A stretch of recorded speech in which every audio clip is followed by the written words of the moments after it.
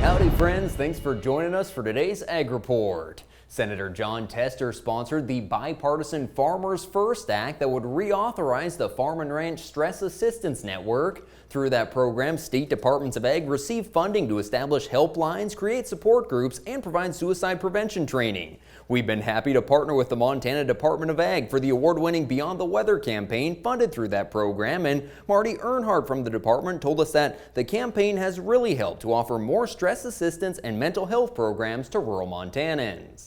You know, we're 1 year into this campaign, and I think we've gotten a really great response from producers, from the ag industry in general. There's been three components to our campaign. There's been the media campaign, there's been the free counseling, and there's been the mini grants. And all three programs have gone really well for us so far. We're really kind of breaking that stigma where it's okay to talk about it and it's okay to not be okay. Well, moisture conditions have significantly improved for farmers and ranchers compared to where we were a year ago. Now, we're not out of the woods yet, but rancher Sam Obrecht from Turner summed up what we're hearing from a lot of producers. There's optimism for higher prices, and pastures sure look a lot better, but more moisture is going to be needed. In our part of the state, the main headwind has been drought. Short grass, short water, short hay, expensive hay. We can fight low markets, but we can't fight Mother Nature. But we're off to a good start. We're greener than we've been in the last 3 or 4 years. We got runoff around Easter there, so stock water looks good. You know, we're still going to need help, but it's a good start. I think this market could be a record setter. The prices we're seeing this spring, if they hold till fall, we'll have a good year. Well, hope your Tuesday's off to a good start. Join us back here shortly for more ag news and the markets. We asked Montana farmer Walt Sales about the challenges of mental health in agriculture. Another drought, there always is. There's always going to be another something. I grew up in a generation of you pulled yourself up by your bootstraps, but it's become evident is what do you do if you can't even find those bootstraps? If you need to talk to somebody, go to beyondtheweather.com for free counseling for Montana ag producers.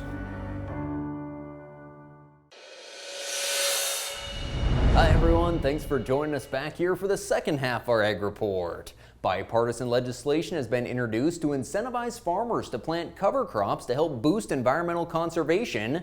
The Cover Act would provide farmers who plant cover crops a crop insurance discount of $5 per acre. It'll also lower the long-term cost of crop insurance by making the pandemic cover crop program permanent, authorizing additional funding for technical assistance, and creating a soil health pilot program. Well, the cattle market is providing a lot of optimism with many of the contracts at or near contract highs, and packers being short bought may help to support the market this week. Last week, the support came from the cash market that was higher again. Live trade from 175 up to 185, dress trade 285 to 289. Demand for feeder cattle has not backed off this spring, and we've got Superior Livestock's Corn Belt Classic video sale next week. Northern Livestock Video's first consignment deadline is this Friday, and we've heard some strong contracts for fall delivery. 5.5 weight steers contracted at $271, 650 pounders at $261. At the Newell shipyards, the lamb market was weaker. 60-pound lambs $185 to $201, used 3 to 5 higher from $42 to $58. And the wheat market has struggled to break out of the low $8 money lately. We're likely to see improving conditions in USDA's crop progress report this afternoon, which probably won't help the market, but we are hoping for a lot better yields this year. Thanks for joining us this morning and have a good one.